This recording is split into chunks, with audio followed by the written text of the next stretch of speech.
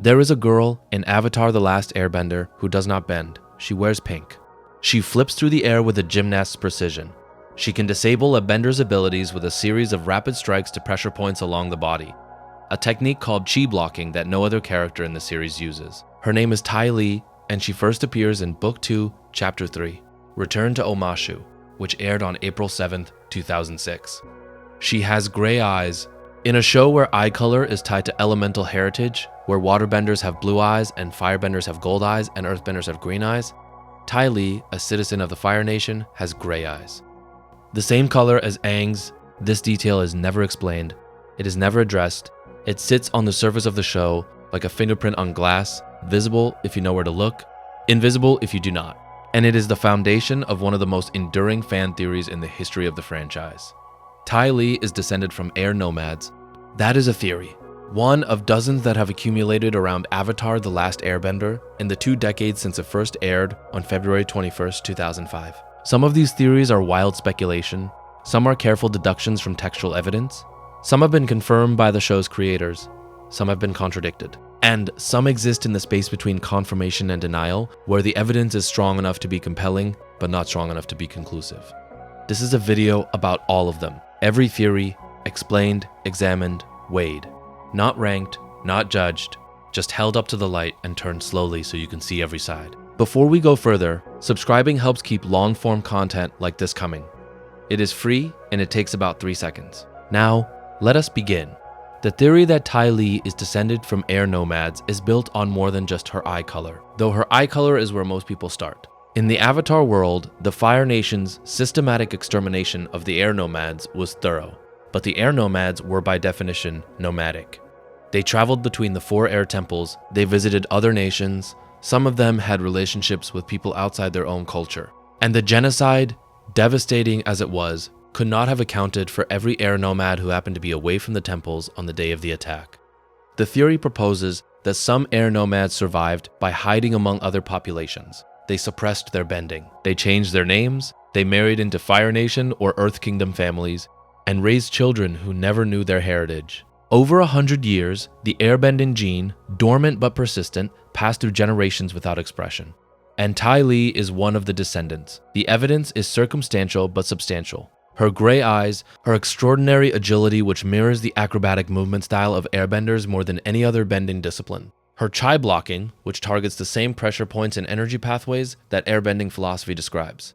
Her personality, cheerful, free-spirited, conflict-averse, traits that align more closely with air nomad culture than with the rigid hierarchical Fire Nation. And her family situation? She is one of 7 identical sisters, and the show implies that her desire to distinguish herself from her siblings drove her to join the circus, a detail that echoes the air nomad emphasis on individual spiritual journeys. None of this is proof. The show never confirms that Ty Lee has air nomad ancestry, but the evidence is consistent enough, layered enough, and deliberate enough that it is difficult to believe the show's creators included all of these details by accident. The Legend of Korra adds an indirect layer to this theory. In Book 3, harmonic convergence causes airbending to spontaneously appear in people across the world who were previously non-benders.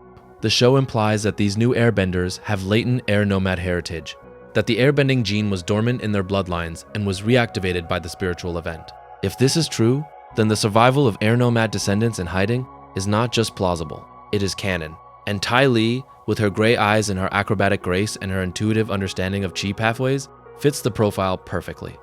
The theory does not change the plot. It does not rewrite any scenes. It does not alter the outcome of any battle or the resolution of any conflict. What it does is deepen the world. It adds a layer of tragedy to Ty Lee's character. The idea that she carries a heritage she does not know about, that the Fire Nation girl who serves as Azula's enforcer is unknowingly the descendant of the people the Fire Nation tried to erase. It is the kind of irony that Avatar excels at, the kind that sits quietly in the background and waits for you to notice. The second theory concerns a death that the show could not show. Monk Gyatso's last stand at the Southern Air Temple is one of the most haunting images in the series. His skeleton sits among the remains of dozens of Fire Nation soldiers. The scene appears in Book 1, Chapter 3, The Southern Air Temple, aired on February 25, 2005.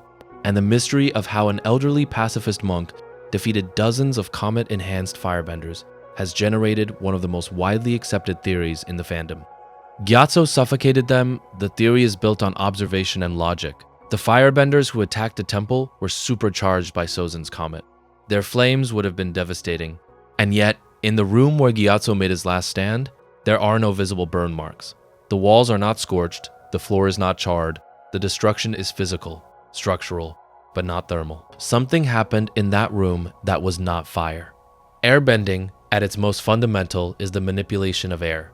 And the most lethal application of airbending is not creating tornadoes or air slices or concussive blasts. It is removing air from a space, creating a vacuum, suffocating everyone in the room, including the bender.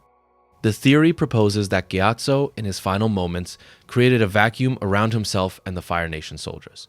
The firebenders, who need oxygen to fuel their flames, were suddenly unable to bend. Their enhanced fire, which the comet had amplified to devastating levels, was extinguished in an instant. And in the airless room, Gyatso and his attackers suffocated together. This theory is devastating because of what it implies about Gyatso's character. He was a pacifist. He was a monk who baked fruit pies and played games with his students. He was the closest thing Aang had to a father. And in the final moments of his life, he turned his own element into a weapon of mass suffocation. He killed not with violence, but with absence. He did not strike or blast or burn. He simply took away the air, the element that represents freedom and life and breath, and everyone in the room died, including him. The show cannot confirm this directly. Nickelodeon's content guidelines for children's programming would not have allowed the explicit depiction of suffocation, even in a historical flashback. But The Legend of Korra, which aired on a different network with slightly looser restrictions, shows exactly this technique. In Book 3, Chapter 10, Long Live the Queen, which aired on August 8, 2014, the anarchist Zahir suffocates the Earth Queen by bending the air out of her lungs. The scene is explicit, the technique is real, and its existence in the canon retroactively validates the Gyatso theory. If Zahir could do it, Gyatso could do it. The question is not whether the technique exists. The question is whether Gyatso, a peaceful, gentle, deeply spiritual man, was capable of using it.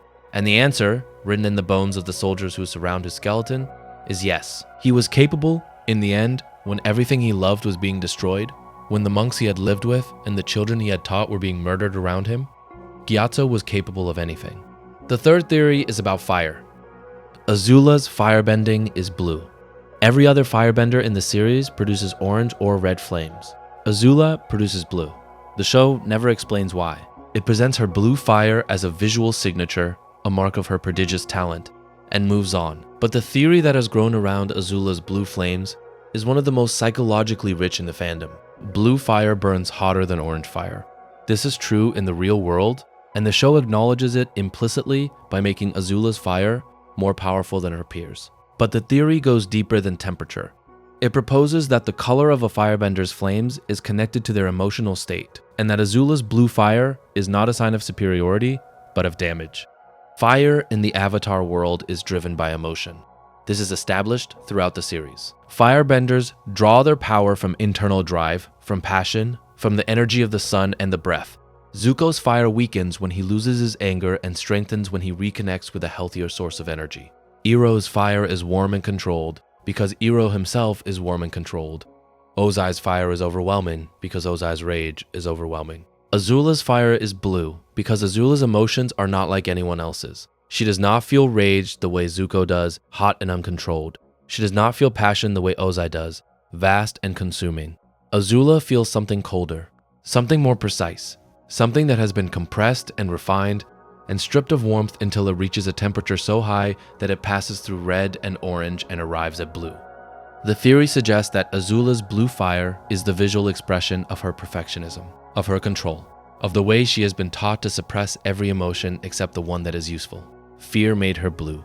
Not her own fear, but the fear she was raised to inspire. Ozai rewarded her for excellence and punished her for imperfection. He taught her that love is weakness and that the only reliable form of power is the kind that makes people afraid. And Azula internalized this so completely, so totally, that it changed the color of her fire. If this theory is true, then Azula's blue flames are not a power. They are a symptom, a visible sign of the psychological damage that Ozai inflicted on his daughter. The same way that Zuko's scar is a visible sign of Ozai's cruelty, Azula's blue fire is a sign of his manipulation. Zuko wears his damage on his face. Azula wears hers in her flames. And when Azula's mental state deteriorates in the series finale, when her control slips and her paranoia consumes her, her fire does not become weaker. It becomes wilder. The blue flames become erratic, uncontrolled, bursting from her in jagged arcs that she can barely direct. The control that defined her, the control that made her fire blue, is gone. And what remains is still blue, still hot, still dangerous, but no longer precise, no longer perfect, no longer the weapon Ozai designed. The theory reframes Azula's entire arc. She is not a prodigy who happens to have blue fire. She is a victim whose trauma is so deep that it manifests as a physical change in her bending. And the blue fire that makes her the most dangerous firebender in the series is also the clearest evidence that she is the most damaged person in it. The fourth theory concerns a death that the show deliberately left ambiguous, and the ambiguity itself became the point. Jet dies in Book 2, Chapter 17, Lake Laogai, which aired on November 3rd, 2006. Or does he? Here is what happens. Team Avatar and Jet's freedom fighters confront the Dai Li beneath Lake Laogai. Long Feng, the head of the Dai Li, strikes Jet with a devastating earthbending attack. Jet falls. Katara kneels beside him and offers to heal him. Jet tells her to go. He tells her he will be all right. And as Team Avatar walks away, Toph, whose earthbending allows her to detect lies through vibrations in the ground, says quietly that Jet was lying. The scene is one of the most discussed in the series, and the reason is its ambiguity. On one hand, Toph's statement strongly implies that Jet knows he is dying and is lying to spare his friends the burden of staying with him. On the other hand, the show never shows a body, it never confirms the death, it never returns to Jet or mentions his fate again in the original series. The creators addressed this ambiguity years later. In the DVD commentary for the Book 3 episode The Ember Island Players, which aired on July 18, 2008, Michael Dante DiMartino and Brian Konietzko confirmed that Jet did die. They explained that Nickelodeon's content guidelines would not allow them to explicitly depict the death of a child character on screen. So they did the only thing they could. They implied it. They trusted the audience to understand what Toph's words meant without spelling it out. The Ember Island Players episode contains a meta-commentary on this. During the play within the show, the theatrical version of Jet dies on stage, and Zuko turns to the real Jet's empty chair and asks, "Did Jet just die?" Sokka responds, "You know, it was really unclear." This line is the show winking at its own audience, acknowledging the ambiguity, and leaning into it rather than resolving it. The theory that Jet survived has persisted despite the creator's confirmation, partly because the confirmation came outside the show itself, and partly because the ambiguity feels intentional in a way that transcends creator intent. The show, as a text, leaves the question open, and there is a version of the narrative in which the ambiguity is the point. Death in Avatar is treated with unusual gravity for a children's show. The Air Nomad Genocide, Yue's sacrifice, Jet's implied death, Zhao's disappearance into the spirit water, Combustion Man's self-destruction. The show acknowledges death as real and permanent and painful, but it almost never shows it directly. It gestures, it implies, it trusts you to fill in the gap. And Jet's death is the most extreme example of this approach. The show gives you every piece of evidence you need to know that Jet is dead. It gives you the mortal wound, it gives you the failed healing attempt, it gives you the lie detected by Toph, and then it walks away. It does not confirm, it does not mourn, it does not eulogize. It simply moves forward, and Jet is never mentioned again, and the silence itself becomes the confirmation. The theory that Jet survived is, in a sense, a refusal to accept the silence, a desire for the show to say it out loud, to commit, to give Jet the dignity of an acknowledged death or the relief of a confirmed survival. But the show refuses, and the refusal is, when you think about it, the most honest thing Avatar ever does about death. Because death in real life is often unclear, often ambiguous, often a silence that descends without announcement. People disappear, you lose contact, you hear rumors, and sometimes you never find out what happened, and you carry the not knowing like a weight that you eventually learn to live with. Jet's death is that weight, and the show gives it to you without explanation, without resolution, without the comfort of certainty. Just the weight, just the silence, just the walking away. The fifth theory connects two characters who never share a scene and who exist centuries apart in the show's timeline, but whose stories mirror each other in ways that suggest a deliberate, thematic architecture. Iroh and the spirit world. Iroh is the most spiritually advanced, non-Avatar character in the series. He can see spirits that are invisible to other humans. In Book 1, Chapter 7, The Spirit World, which aired on April 8, 2005, Aang's spirit passes through the physical world while traveling to the spirit world, and Iroh sees him. This is remarkable. No other non-Avatar character in the series can perceive spirits in the physical world. Iroh waves to Aang casually, as if seeing a spirit boy flying overhead on a spirit dragon is a perfectly normal Tuesday. The show never explains how Iroh can do this. It is presented as another facet of Iroh's general wisdom and spiritual attunement, like his ability to redirect lightning or his knowledge of the other bending disciplines. But the fandom has developed several theories about the specific mechanism behind Iroh's spiritual sensitivity. The most widely discussed theory is that Iroh visited the spirit world, not metaphorically, physically. The theory proposes that during the period of mourning after Lu Ten's death at the siege of Ba Sing Se, Iroh traveled to the spirit world to find his son's spirit. He failed, or he succeeded but could not bring Lu Ten back, or he found something else entirely. But the journey changed him. It opened his spiritual perception. It gave him the ability to see across the veil between worlds in a way that no other living human could. The Legend of Korra provides indirect support for this theory. In Book 2, Chapter 10, A New Spiritual Age, which aired on November 1st, 2013, Korra encounters Iroh in the spirit world. He is living there, not visiting, living. He tells Korra that when his work in the material world was finished, he chose to leave his body behind and enter the spirit world permanently. He did not die in the conventional sense. He transcended. This raises extraordinary questions. How did Iroh learn to do this? Is this something any human can do, or is it a unique ability tied to Iroh's specific history and spiritual development? Did his journey through the Four Nations after Lu Ten's death include a trip to the spirit world? And did that trip teach him the technique he would later use to leave his body permanently? Is Iroh's entire arc, from grieving father to wandering sage to tea shop owner to spirit world resident, a single continuous spiritual journey that began with a loss and ended with a transcendence? A more specific version of the theory involves the fox spirits in Wan Shi Tong's library. When Aang visits the library in Book 2, 3 knowledge-seeking fox spirits are present. When Korra visits the same library decades later in the Legend of Korra, only 2 foxes remain. The theory proposes that one of the fox spirits bonded with Iroh during a visit to the spirit world, merging with him in a way analogous to how Wan, the first avatar, merged with the spirit Rava. This fox spirit merger would explain Iroh's spiritual abilities, his ability to see spirits, his ability to enter the spirit world, and ultimately his ability to remain there after death. This is speculative. The show offers no direct evidence of a spirit merger, but the missing fox is real. And the theory, while improvable, is consistent with the show's mythology and with the arc of Iroh's character. What is certain, regardless of which theory you find most compelling, is that Iroh's relationship with the spirit world is unique among non-Avatar characters. He exists at the boundary between the physical and the spiritual in a way that no other character does. He is the show's living bridge, a human parallel to the Avatar's cosmic role. And the fact that the show never fully explains how he got there is part of what makes his character so enduring.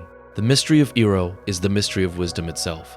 You can see its effects, you can admire its depth, but you cannot trace its origins, because wisdom, like the spirit world, does not follow a map. The 6th theory is about genetics, philosophy, and the deepest question the show's world building ever raises. Why could all air nomads bend? Every air nomad was a bender. This is stated in the show and confirmed in supplementary material. It is unique among the 4 nations. In the Water Tribes, Earth Kingdom, and Fire Nation, bending ability appears in only a fraction of the population. Non-benders are common. In some cases, like Sokka, non-benders exist in families where bending is present. The distribution of bending ability appears to be partly genetic, partly spiritual, and partly random. But the air nomads had 100% bending penetrance. Every child born into the air nomad civilization could airbend. No exceptions. The genetic theory proposes that this is a result of the air nomad's small, isolated population. The 4 air temples were geographically remote, perched on mountain peaks accessible only by flight. The air nomads traveled between temples but rarely settled among other nations for extended periods. Over thousands of years, this relative isolation created a population in which the bending gene, whatever it is, reached fixation. Every air nomad carried the gene because the population was small enough and isolated enough that random drift and selective pressure pushed the frequency to 100%. This is plausible from a population genetic standpoint. Small, isolated populations are subject to genetic drift.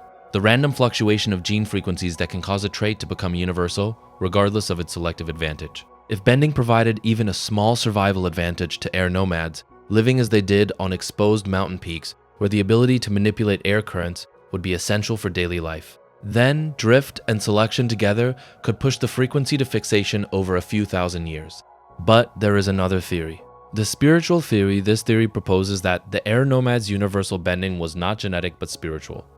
The air nomad civilization was the most spiritually disciplined of the four nations. Every member of the culture lived according to principles of meditation, detachment, non-violence, and spiritual awareness. Their daily practices, from the way they ate, to the way they moved, to the way they breathed, were forms of spiritual cultivation. And bending, at its deepest level, is a spiritual act. It is the alignment of inner energy with elemental energy. It is the connection between the self and the world. The theory suggests that the air nomads were all benders because they were all spiritually aligned. Their culture was, in itself, a bending practice. Every air nomad child grew up immersed in a way of life that naturally cultivated the spiritual connection necessary for bending. The bending was not in their genes, it was in their culture, in their habits, in the air they breathed, and the mountains they lived on, and the meditations they practiced from infancy. This theory is beautiful, but it has a problem. If bending is purely spiritual, then anyone who adopted the air nomad lifestyle should be able to develop airbending. And this does not appear to be the case. The air acolytes in the Legend of Korra are non-benders who have adopted air nomad culture. They shave their heads, they meditate, they practice the philosophy, and none of them can airbend. Spirituality by itself is not sufficient.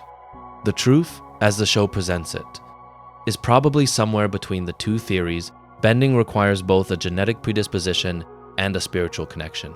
In most nations, these two factors overlap in only a fraction of the population.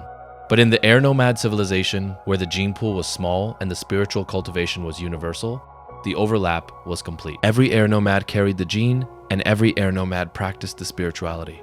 And the combination produced a society in which bending was not a gift or a talent, but a basic fact of life, as natural and as universal as breathing.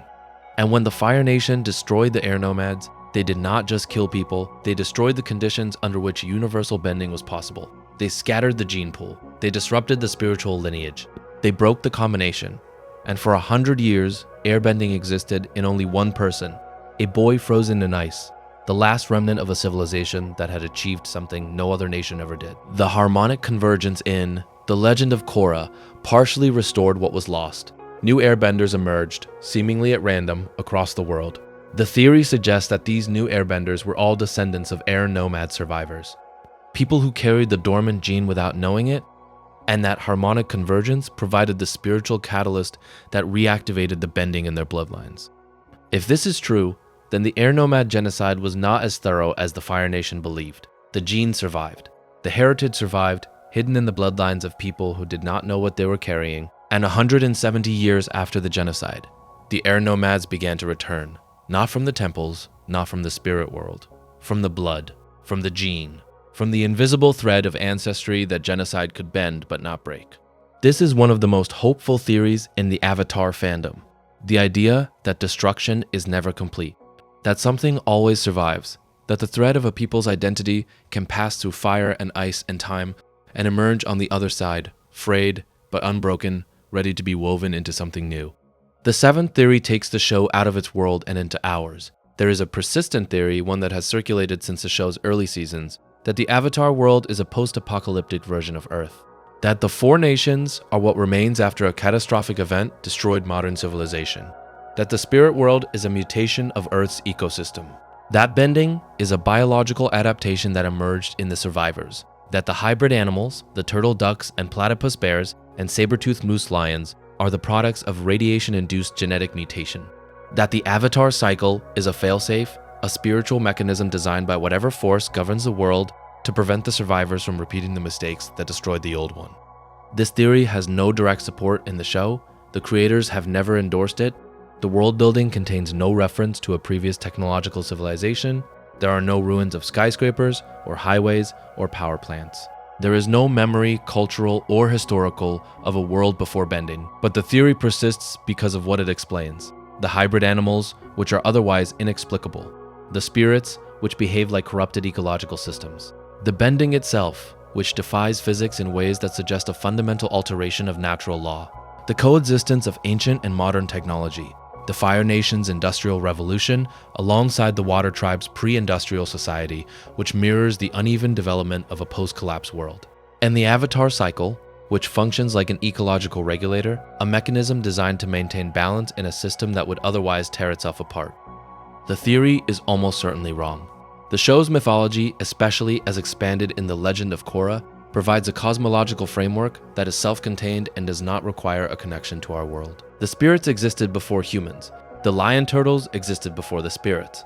Rava and Vatu have been battling since before the dawn of civilization.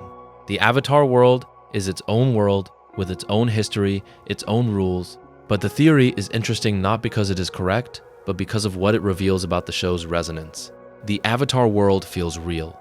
It feels like a place that could have a history deeper than what the narrative provides. And the post-apocalyptic Earth theory is the audience's attempt to ground that feeling in something familiar, to connect the show's depth to a framework they already understand. The truth is simpler and more impressive. The show feels real because the writers made it feel real. They consulted with experts in East Asian martial arts, philosophy, calligraphy, and culture. They built a world with consistent internal logic. They created a mythology that extends thousands of years in every direction. They left gaps and silences and unanswered questions in all the right places. They did not need a post-apocalyptic Earth to create depth. They created depth from scratch, out of imagination and discipline, and the understanding that a world is not made real by connecting it to ours, but by committing to its own internal truth. The theory is a compliment in disguise.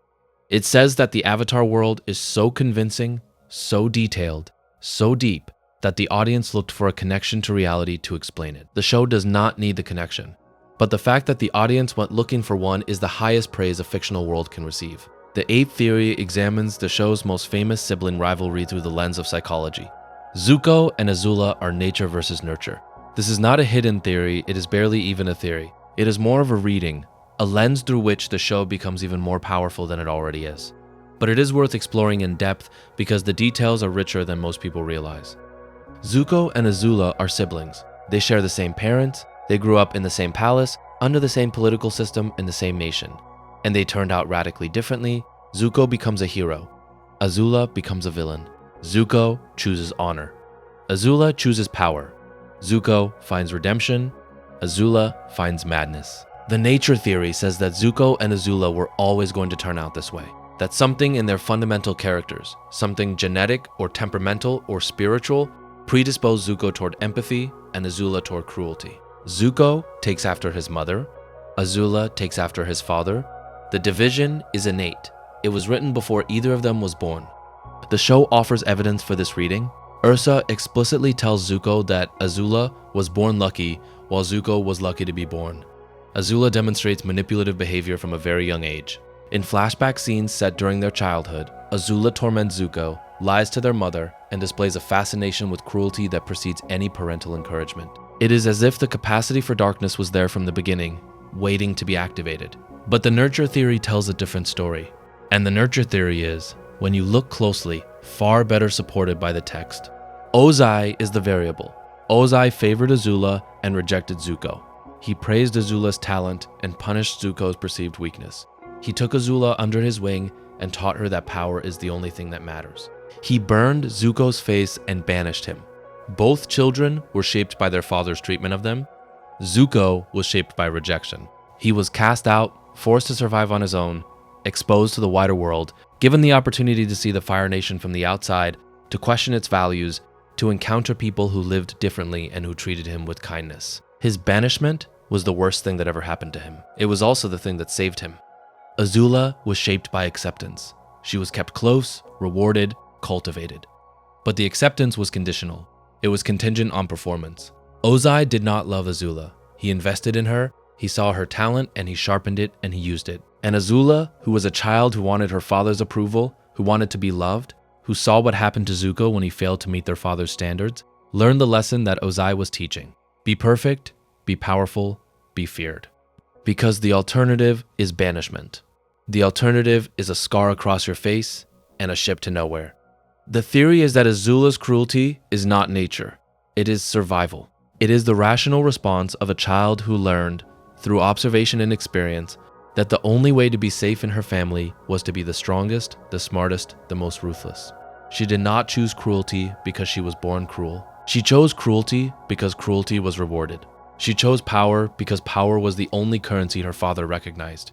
She chose fear because the only form of connection her family modeled. And when the conditions changed, when Mai and Ty Lee betrayed her, when Ozai left her behind to fight Zuko for the throne, when the structures that had rewarded her behavior collapsed, Azula collapsed too. Because her entire personality was an adaptation to a specific environment. And when the environment changed, the adaptation failed. The blue fire went wild, the control shattered. The perfectionist crumbled. This reading does not excuse Azula's actions. It explains them. And the explanation is more devastating than the condemnation, because it means that Azula was not a monster. She was a product, a creation of the man who should have protected her. A weapon forged by a father who cared about sharpness and not about the metal being destroyed in the process. Zuko escaped because he was rejected. Azula was destroyed because she was accepted.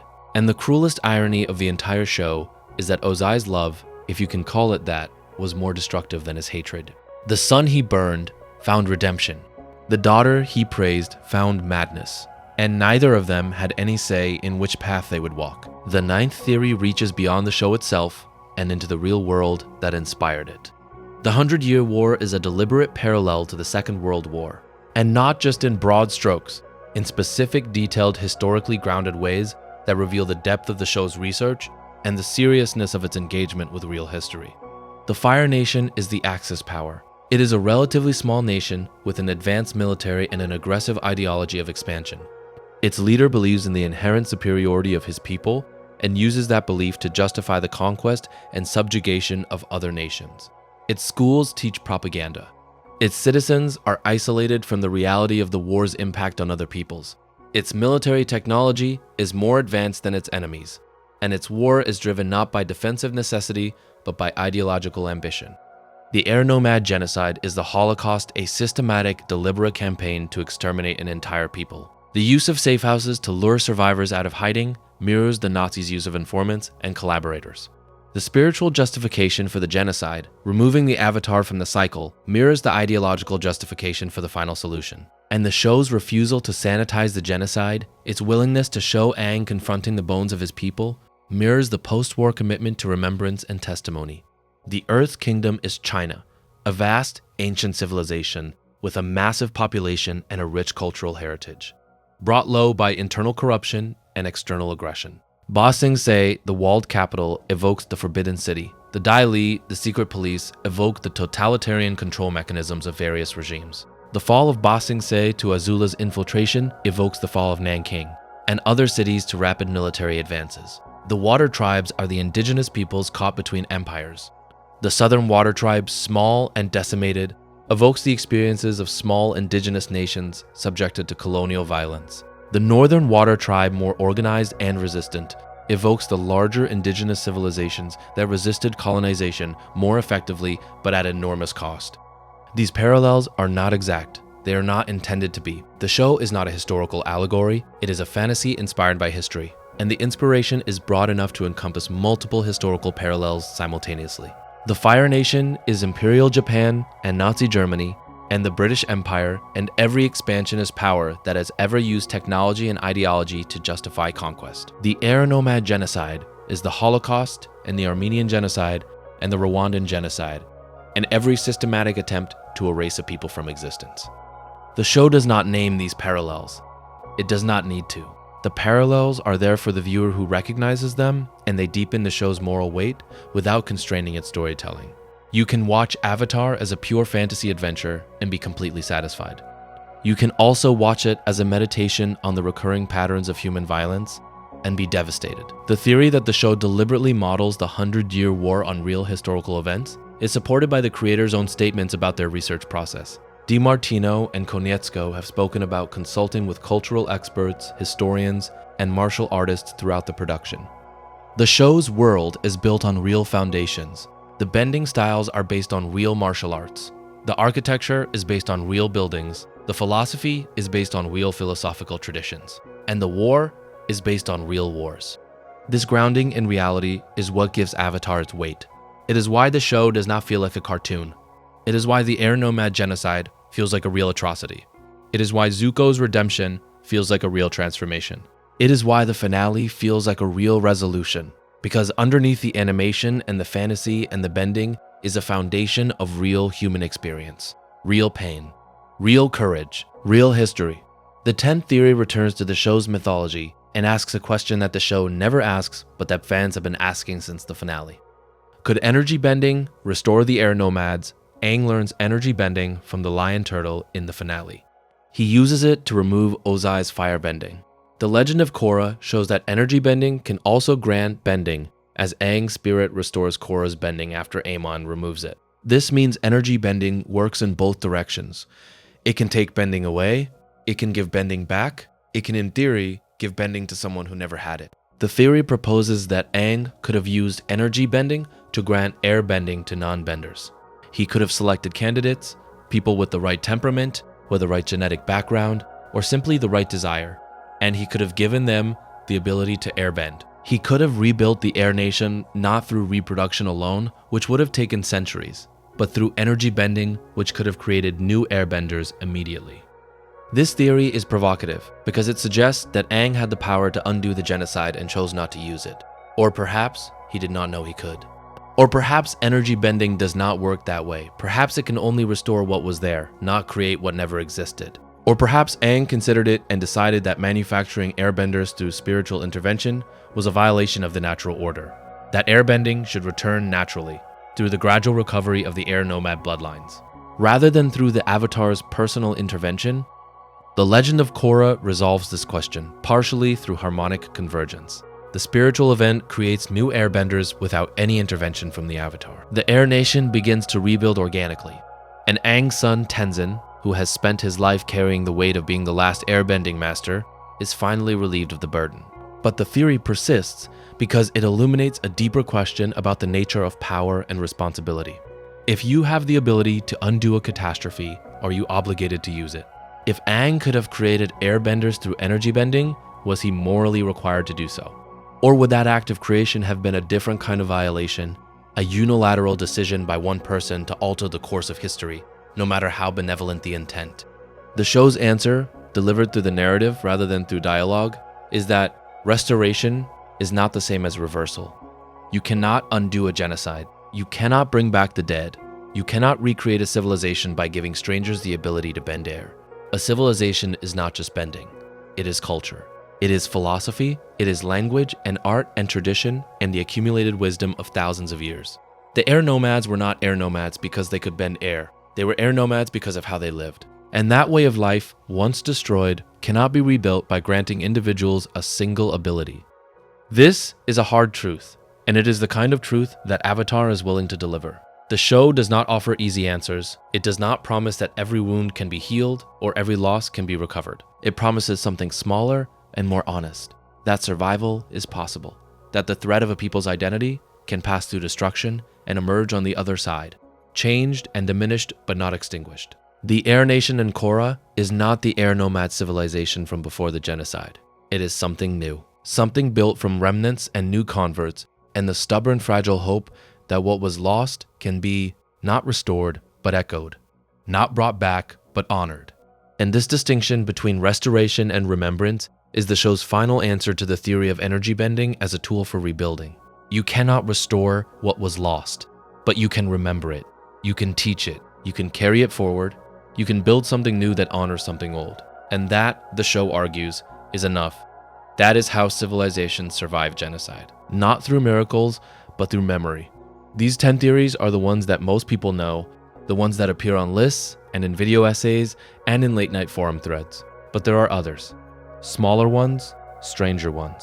Theories that have never been widely discussed, but that sit in the corners of the fandom like undiscovered rooms in a house you thought you knew completely. There is a theory about the cabbage merchant.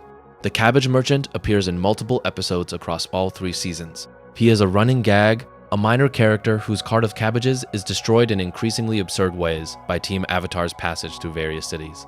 He appears in Omashu, in Ba Sing Se, in various Earth Kingdom towns. His cabbages are always destroyed, and he always screams the same thing. My cabbages? The theory proposes that the cabbage merchant is not a single person, but a network. That the cabbage carts appearing across the Earth Kingdom are not coincidence, but evidence of a supply chain, a commercial operation, a franchise. That the cabbage merchant is not a tragic figure, but an entrepreneur, and that his apparent bad luck is actually the cost of doing business in a war zone. This is a comedic theory. It is not meant to be taken seriously. But underneath the comedy is a real observation about the show's world building. The Avatar world has an economy. It has merchants and traders and markets and currency. And the cabbage merchant, despite being a joke, is one of the most realistic characters in the show, because he is the only person in the entire series whose primary concern is not the war, not the Avatar, not the fate of nations, but his livelihood, his cabbages, his ability to make a living in a world that keeps destroying the thing he is trying to sell. The cabbage merchant is the civilian experience of war. He is the person who does not fight, does not choose sides, does not have an opinion about the balance of the world. He just wants to sell vegetables. And the war, and the Avatar, and the fundamental forces of good and evil keep getting in the way. He is the most overlooked character in the show, and he is, in his small, absurd, cabbage-scented way, the most important. Because he reminds you that most people are not heroes or villains. Most people are just trying to get through the day. There is a theory about Appa's intelligence. Appa is treated as a pet throughout the show. A beloved, enormous, flying pet. The characters ride on his back, they feed him, they search for him desperately when he is lost. But they rarely treat him as a person. They do not consult him on decisions. They do not ask his opinion. They do not include him in strategic discussions. The theory proposes that Appa is significantly more intelligent than the characters realize. That sky bison are not animals in the conventional sense, but beings of near-human intelligence who choose not to communicate in ways that humans recognize. The evidence for this is scattered but compelling. Appa navigates complex routes without direction. He understands verbal commands in multiple languages. He forms emotional bonds that display empathy, loyalty, and even grief. During the episodes covering his kidnapping in Book 2, Appa demonstrates problem-solving abilities, emotional regulation, and strategic thinking that exceed what would be expected of an animal. The most compelling piece of evidence is from Book 2, Chapter 16, Appa's Lost Days, which aired on October 13th, 2006. This episode follows Appa's journey after his kidnapping by the Sandbenders. Appa navigates across hundreds of miles of territory. He escapes from captors. He makes decisions about who to trust and who to avoid. He finds his way to Ba Sing Se, a city he has never visited, apparently through a combination of spatial memory and intentional seeking. The theory suggests that sky bison were not just the original airbenders' companions, they were their partners, their equals. The air nomads did not tame sky bison. They allied with them. And the bond between an airbender and their bison was not the bond between a person and a pet. It was the bond between two intelligent beings who chose to share their lives. If this is true, then the air nomad genocide was not just the destruction of a human civilization. It was the destruction of a partnership between species. A co-evolved relationship between humans and sky bison that had lasted thousands of years, built on mutual respect and mutual benefit, and a shared connection to the element of air. And the Fire Nation destroyed both halves of the partnership. They killed the airbenders, they killed most of the sky bison, they severed a bond that had existed since before recorded history. And the surviving sky bison, hiding in their remote valleys, waiting for 100 years, were not just surviving, they were remembering. They were carrying their half of the partnership forward, alone, without their human partners, waiting for the day when airbenders would return and the bond could be reformed. This is speculation. The show does not confirm it, but Appa's behavior throughout the series is consistent with a being of far greater intelligence than a typical animal. And the bond between Aang and Appa, which is one of the most emotionally powerful relationships in the show, reads differently if you believe that Appa understands everything that is happening and is choosing deliberately to stay. There is a theory about the music. The soundtrack of Avatar: The Last Airbender was composed by Jeremy Zuckerman. It is one of the most acclaimed scores in animated television. And there is a theory, embraced by both fans and musicologists, that the musical themes of the show are not just accompaniment, but narrative. That Zuckerman composed character-specific leitmotifs, recurring musical phrases associated with specific characters, themes, or ideas, and that these leitmotifs tell a story that runs parallel to the visual and verbal narrative. Zuko has a theme. It is built on a Japanese-influenced melody played on the erhu, a two-stringed bowed instrument. The theme appears whenever Zuko faces a moment of moral choice. It changes as his character develops. In the early seasons, the theme is minor key, dissonant, unresolved. By Book 3, it has shifted. The same melody appears in a major key, resolved, at peace. The music tracks Zuko's redemption arc even when the dialogue does not mention it. Iroh has a theme. It is warm and lilting, often played on a pipa or a similar plucked string instrument. It evokes tea and patience and the quiet certainty of a man who has already fought his battles and now fights only for his nephew's soul. Azula has a theme. It is sharp and angular, often punctuated by percussive strikes. In the finale, as Azula's mental state deteriorates, her theme disintegrates. The melodic structure breaks down. The rhythm becomes erratic. The music mirrors the collapse of the mind it represents. The theory is that if you listen to the score in isolation, without the dialogue and without the visuals, you can follow the emotional arc of every major character. The music is a complete narrative in itself. It tells you who is growing and who is breaking, and who is finding peace and who is losing it. It tells you the story the show is telling, but in a language that bypasses words entirely and speaks directly to the part of you that does not need to understand in order to feel. Zuckerman has spoken about his approach to the score in interviews, confirming that he used leitmotifs extensively and that he worked closely with the show's creators to ensure that the music reflected the emotional truth of each scene. But the depth of the musical architecture, the way the themes interact and evolve and mirror the character arcs, goes beyond what any single interview can describe. It is the kind of detail that you discover over multiple viewings, or rather multiple listenings, and that deepens the show every time you notice a new connection. And tonight, if you are listening to these words through speakers or headphones, the music of the show is not playing. There is no erhu, no pipa, no percussive strike. There are only words. But the words, like the music, are trying to tell you something that bypasses explanation and speaks to something deeper. Something that does not need to understand in order to feel. You are feeling it now. The depth, the weight, the quiet certainty that the world of Avatar is real, not physically real, but emotionally real, narratively real, spiritually real, a world that exists in the space between imagination and experience. A world that you have never visited and that has never existed, and that is, despite these facts, one of the most familiar and comforting places you have ever been. The theories are part of that world. They are the audience's contribution to the architecture. The show built the walls and the roof and the floor, and the audience filled the rooms with furniture. With theories and speculations and interpretations and readings and rereadings, that add layers to a narrative that was already layered to begin with. And the show welcomes this. It was designed to welcome this. The gaps and ambiguities and unanswered questions are not oversights. They are invitations. They are the show saying, here are the spaces for you, fill it with whatever you see, whatever you imagine, whatever you feel when you sit in the dark and think about a cartoon that ended 2 decades ago and that somehow still matters. It still matters because the theories still matter, because the world is still open. Because you are still here, listening, carrying the theories forward, keeping them warm, letting them settle into the quiet spaces of your mind where they will stay. Tonight and tomorrow, and for as long as you remember, that there was once a show about a boy in an iceberg, and a world of 4 elements, and a war that lasted 100 years, and a question about whether mercy is stronger than justice. And the answer was yes, and the answer was beautiful, and the answer is still echoing softly in the dark. There are theories about the show's structure itself, about the way it was built, about the decisions the creators made, and what those decisions reveal about the story they were trying to tell. There is a theory about the 4-season plan. Avatar: The Last Airbender was originally conceived as a 4-season show. Each season would correspond to one element. Book 1 is water, Book 2 is earth, Book 3 is fire. The missing 4th season would have been air. This is not speculation. Aaron Ehash, the head writer, has spoken publicly about the planned 4th season and the stories it would have contained.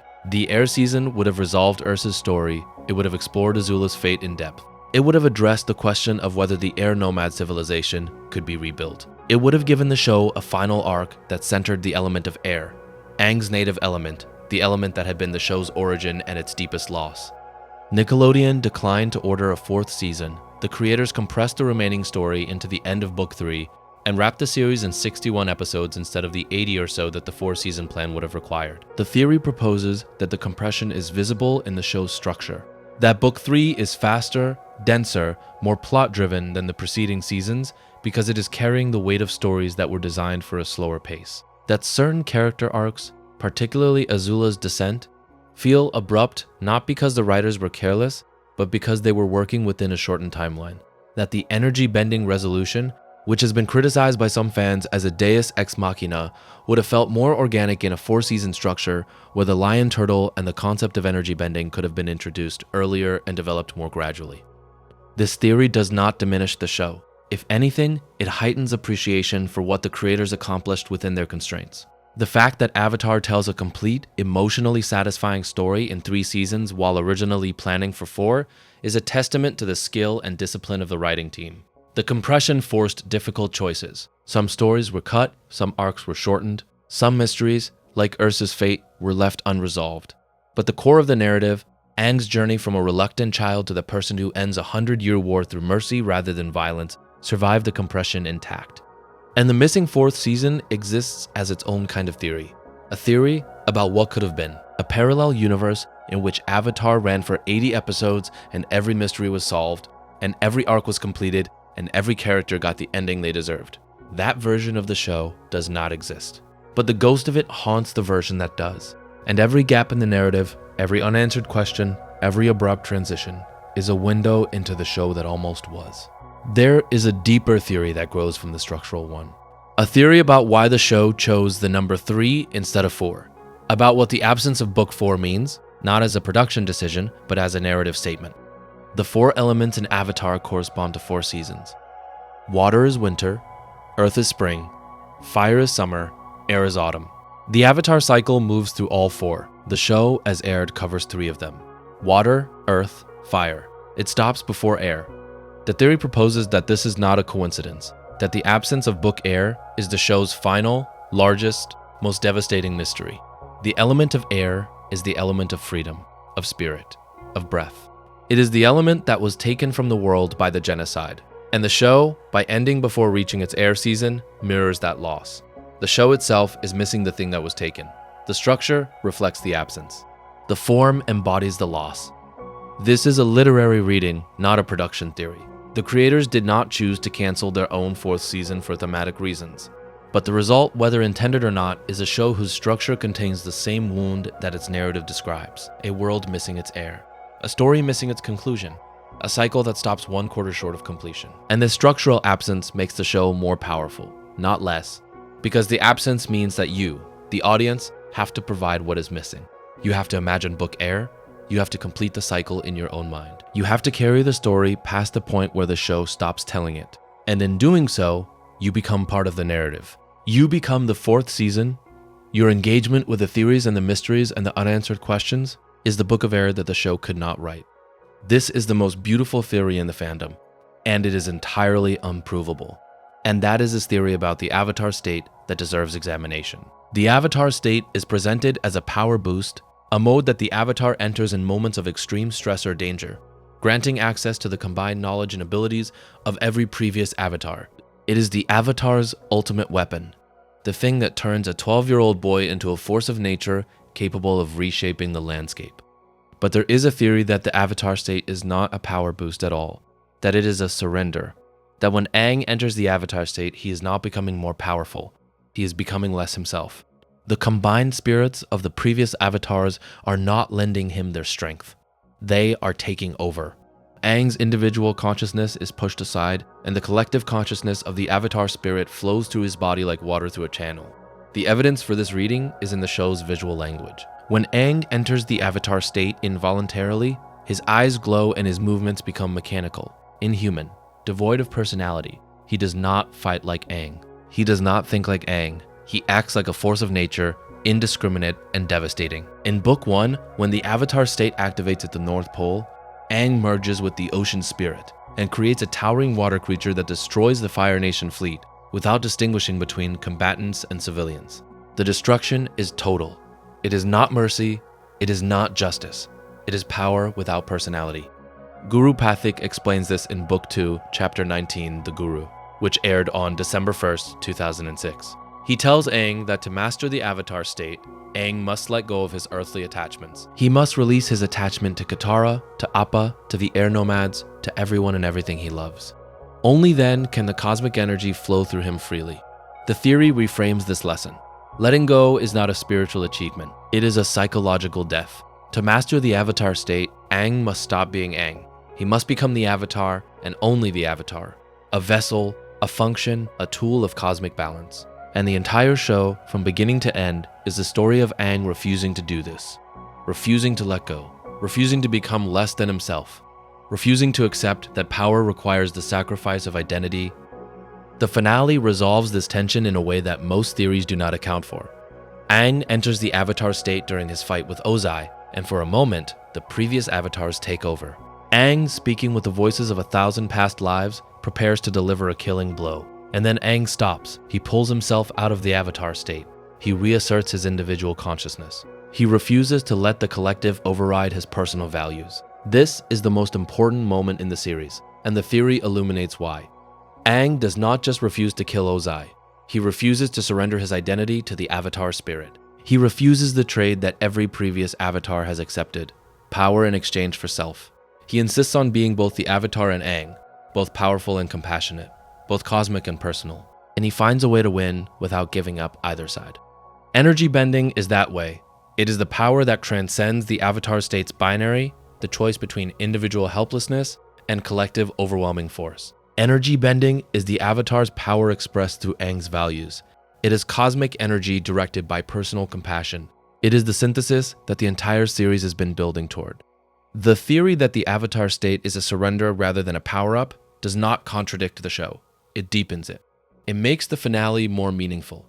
It makes Aang's refusal more heroic. It transforms the Avatar state from a cool visual effect into a genuine moral dilemma. And it transforms Aang's resolution from a narrative convenience into a philosophical triumph. There is a theory about tea. The theory is about Iroh's obsession with tea and what it represents within the show's symbolic framework. Iroh drinks tea constantly. He offers tea to everyone he meets. He judges people by their tea. He opens a tea shop in Ba Sing Se that becomes the most popular establishment in the city. He is, by his own description, a simple man who likes tea. The theory proposes that tea is Iroh's metaphor for civilization, for the things that make life worth living, for the small, quiet pleasures that exist alongside the grand dramas of war and politics and cosmic destiny. Tea is what you drink when the fighting is over. Tea is what you share with a stranger who might become a friend. Tea is the space between battles, the pause, the breath. Iroh's insistence on tea in every situation, on the deck of a warship, in a prison cell, in the wilderness, in the middle of a war zone, is not eccentricity. It is philosophy made physical.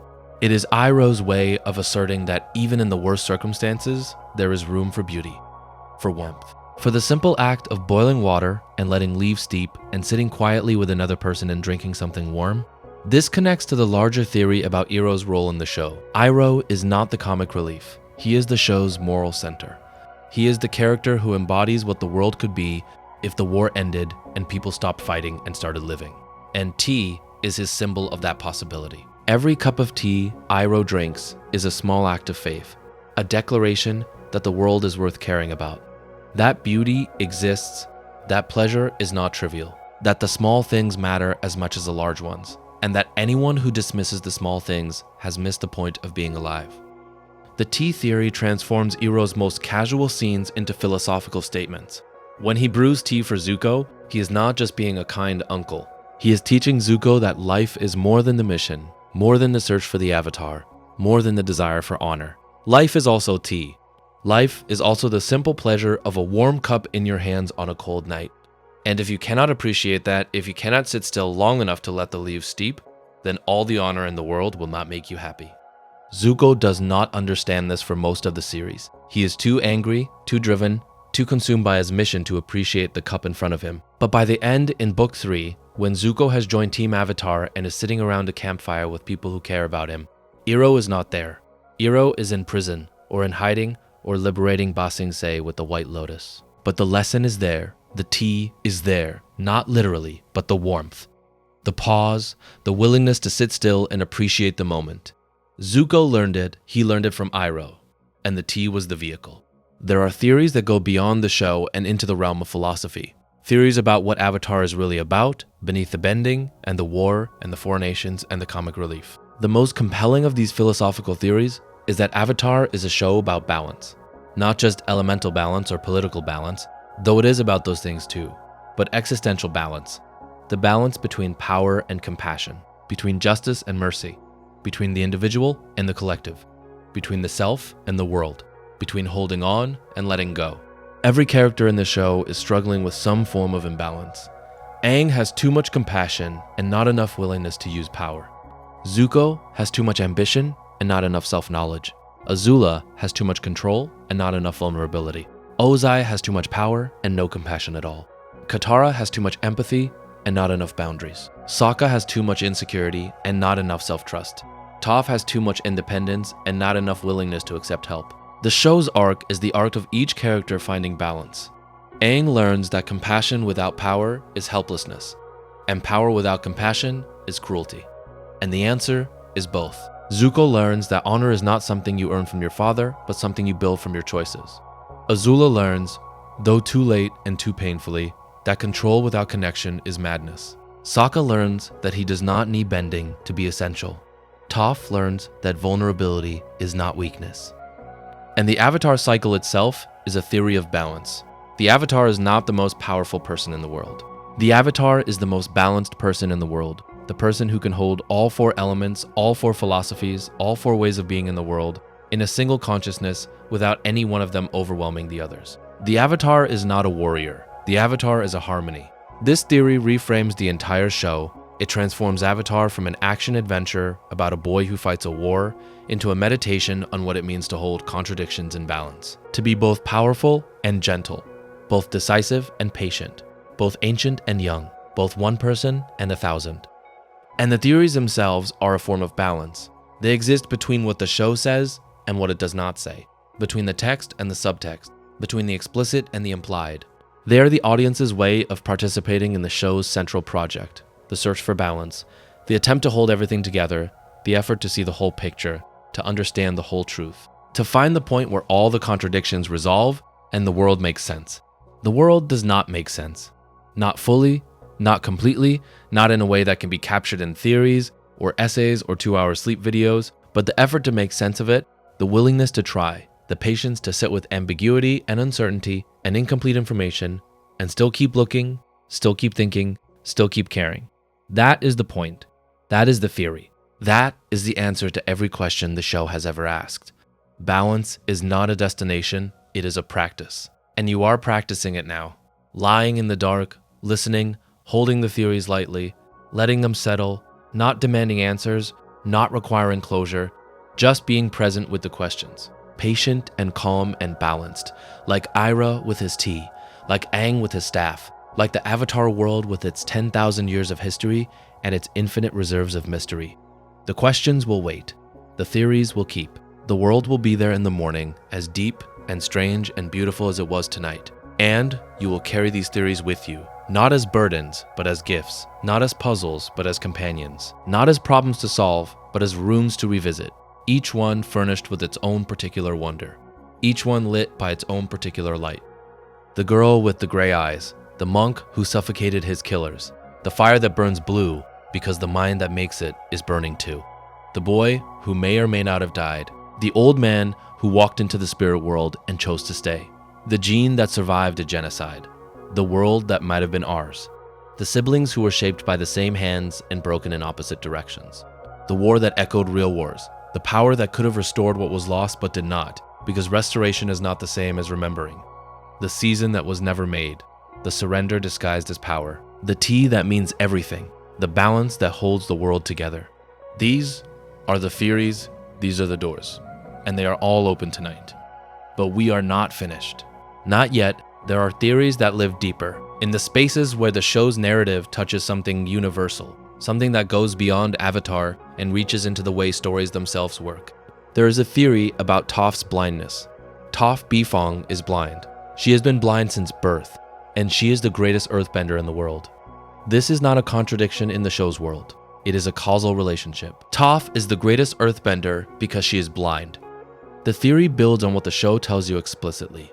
Toph learned earthbending from the badger moles, the original earthbenders, who are also blind. She developed seismic sense, the ability to perceive vibrations through the earth, as a compensation for her lack of sight. And this seismic sense gives her an understanding of earth that no sighted earthbender has. She does not see the earth. She feels it. She is connected to it in a way that transcends visual perception. She knows where every rock is, where every person stands, where every heartbeat lands, because she has spent her entire life listening to the earth with her feet. The theory goes deeper. It proposes that Toph's blindness is not just a personal trait, but a thematic statement about the nature of perception and the limitations of sight. In the Avatar world, sighted benders rely on visual cues to guide their bending. They see the water and they move it. They see the earth and they break it. Their bending is mediated by sight. It passes through the eyes before it reaches the element. Toph's bending does not pass through the eyes. It passes through the feet, through the body, through the direct, unmediated contact between her flesh and the element she bends. She has no visual intermediary. She has no distance between herself and the earth. She is always touching it. She is always in contact. And that contact, that intimacy, that total absence of visual separation is what makes her bending superior. The theory proposes that this is the show's argument about perception in general. That sight, while useful, creates distance. That seeing something is not the same as knowing it. That the eye introduces a gap between the perceiver and the perceived, and that gap, while small, is significant. Toph eliminates the gap. She knows the earth the way you know your own body, not through observation, but through being. She does not bend the earth from the outside. She bends it from the inside. She is, in a sense, always part of the earth, and the earth is always part of her. This is why Toph invented metal bending, because metal is earth, refined, processed, separated from its original form, but still earth. A sighted earthbender might not see the connection. Metal looks different from stone. It behaves differently. It has a different texture, a different color, a different weight. Visually, metal and earth are distinct, but Toph does not see. She feels. And when she feels metal, she feels the earth inside it. The fragments of ore, the impurities, the remnants of the stone from which the metal was forged. And she bends those remnants. She bends the earth inside the metal. The theory concludes that Toph's blindness is the show's most radical argument about the relationship between limitation and mastery. That the greatest earthbender in the world is great not despite her disability, but because of it. That the limitation forced her to develop a deeper, more intimate, more powerful connection to her element than any sighted bender could achieve. That the thing the world calls a weakness is, in the right context, the greatest possible strength. This is not just a theory about a character, it is a theory about human potential. About the way limitations can become gifts. About the way the things that hold you back can also push you forward, if you are willing to stop seeing them as obstacles and start seeing them as invitations. And it connects to the show's larger argument about balance. Because balance is not about having everything. It is about finding the right relationship between what you have and what you lack. Toph has no sight. She has the deepest earthbending in the world. Aang has no air nomad civilization. He has the determination to build a new one. Zuko has no honor, at least not the kind his father values. He has the integrity to define honor for himself. Sokka has no bending. He has a mind that sees patterns and solutions that benders miss. Every character in the show achieves their greatest strength through their greatest lack. The limitation is the doorway. The weakness is the key. And this pattern, repeated across the entire cast, is the show's quietest and most powerful theory about what it means to be human. There is a theory about the show's ending that is rarely discussed, but that once you hear it, changes the way the finale feels. The theory is about the final shot. The series ends with Aang and Katara kissing on the balcony of Iroh's tea shop in Ba Sing Se. The camera pulls back, the sunset fills the screen, the music swells, credits roll. It is a happy ending. It is the happy ending that the show has been building toward for 3 seasons. The war is over, the Fire Lord is defeated, Zuko is on the throne, the world is at peace. And the boy who ran away from his destiny has embraced it, fulfilled it, and found love in the process. That the sunset is not just a sunset. That it is a symbol of what is ending, not just the show, but the era. The 100-Year War is over, but what comes next is not guaranteed to be better. The show has established, through the Earth King's incompetence, through Long Feng's manipulation, through the Dai Li's corruption, through the Fire Nation's propaganda, that the world's problems are not reducible to a single villain. Defeating Ozai does not fix the Earth Kingdom's political dysfunction. It does not heal the water tribe's decimated culture. It does not restore the air nomads. It does not undo a century of colonization and cultural erosion. The sunsets are also endings. And the theory proposes that the show knows this, that it chose a sunset deliberately, that the final image is both celebration and elegy, both joy and mourning, both the end of a story and the beginning of a silence, that the show will not fill. The legend of Korra fills that silence, and what it reveals is not entirely reassuring. Republic City is a product of the 100-Year War's colonial legacy. The equalist movement reflects real, legitimate grievances about bending privilege. The Red Lotus challenges the entire concept of the Avatar. The Earth Empire's authoritarianism echoes the Fire Nations. The world Aang saved is better than the world he inherited, but it is not paradise. It is complicated, it is messy, it is, in the truest sense, real. The theory does not diminish the finale. It enriches it. It says that the show is smart enough to know that a war ending is not the same as peace beginning, that defeating a villain is not the same as building a just society, that a kiss on a balcony is beautiful and real and insufficient because the world is bigger than any single moment and the problems are deeper than any single solution. And the work of making things right is not a battle that can be won in an afternoon, but a practice that must be maintained for lifetimes. And Aang, standing on that balcony, does not know this yet. He is 13 years old. He is kissing the girl he loves. And the sunset is warm and the music is swelling and everything feels, for this one perfect moment, like enough. It is enough. For now. For tonight. For this moment. And the theory that the ending is both triumph and beginning, both resolution and question, both answer and silence, is the final theory that Avatar offers. The theory that endings are also beginnings, that answers are also questions, that the show's last image is also its first invitation. Come back, watch again, think again, feel again. The world is still here. The stories are still unfolding. The mysteries are still alive. There is one more theory, and it is the simplest of all. The theory is that Avatar, The Last Airbender, is the best animated series ever made. This is not a claim that can be proven. There is no metric, no formula, no algorithm that can definitively rank one piece of art above another. The claim is subjective. It is personal. It is a statement not about the show's objective quality, but about its effect on the people who watch it. But consider the evidence. The show aired on a children's network in 2005 and is still being discussed, analyzed, theorized about, and rewatched in 2026. It has spawned a sequel series, multiple graphic novels, 2 novel series, a live-action adaptation, and a fandom that spans generations and cultures and languages. It has been the subject of academic papers, university courses, and philosophical essays. It has been cited as an influence by creators working in animation, live-action television, film, literature, and video games. No other animated series has this combination of critical acclaim, popular devotion, and cultural longevity.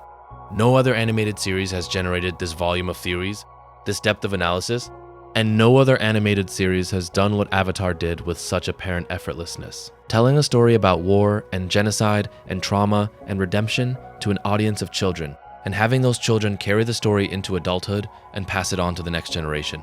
The theory that Avatar is the best animated series ever made is, like all the theories in this video, unprovable. But unlike the others, it does not need to be proven. It only needs to be felt. And tonight, as the words fade and the theories settle and the world of Avatar grows quiet around you, you are feeling it. You are feeling the depth and the beauty and the care and the wisdom and the courage of a show that dared to treat children as thinkers and dreamers and philosophers.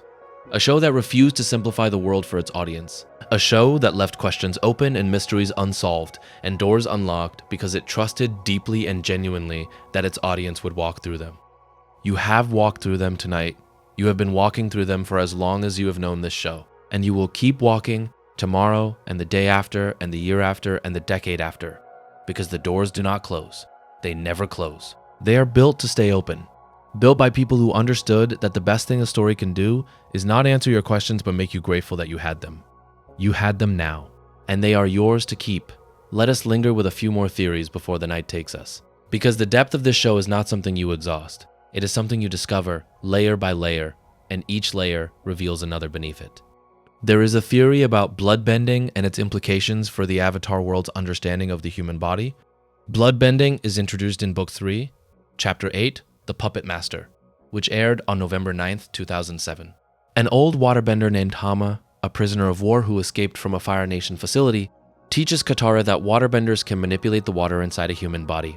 Under the light of a full moon, when waterbending is at its peak, a sufficiently skilled bender can seize control of another person's limbs, turning them into a puppet. The show treats bloodbending as an abomination.